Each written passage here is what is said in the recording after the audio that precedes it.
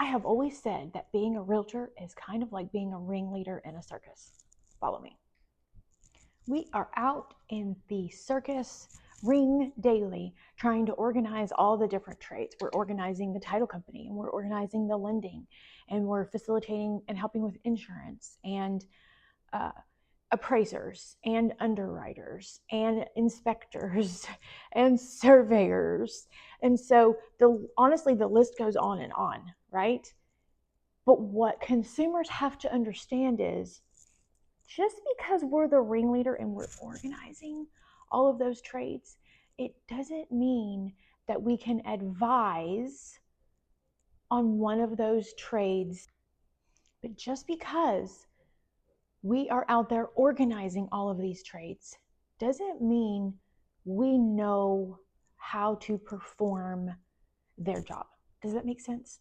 So we get questions all the time. We get lending questions, and we get inspector questions, appraiser questions, plumbing questions, electrical questions, legal questions. We can't answer those.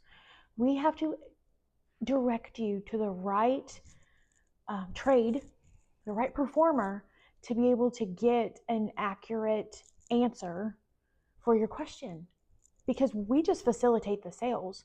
We don't actually go to school to do those things. Does that make sense?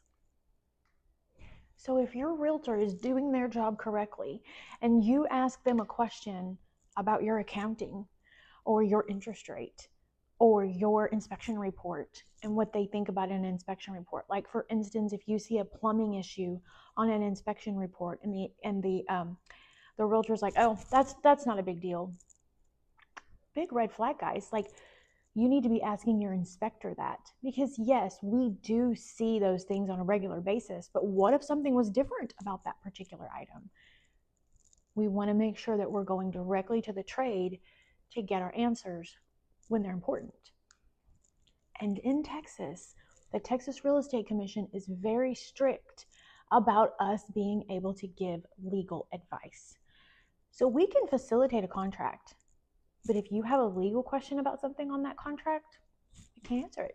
We have to direct you to an attorney. And if you look at the last page of the contract, you'll see that the Texas Real Estate Commission has put that in bold letters on the contract so that you understand that.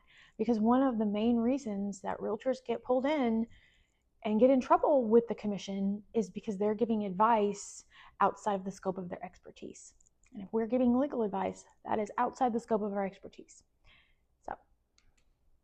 So when you go to your realtor with a question about something regarding those different trades, those different performers, and they say, you know what, let's ask the performer what they think, they are doing their job. They are doing their job, and they're trying to make sure that you get an accurate, solid answer on the question that you have. I'm Katie Cooper, broker and owner at the Home Sweet Home Real Estate Group. If you're thinking about a move north of Houston, Texas, reach out. We'd love to help.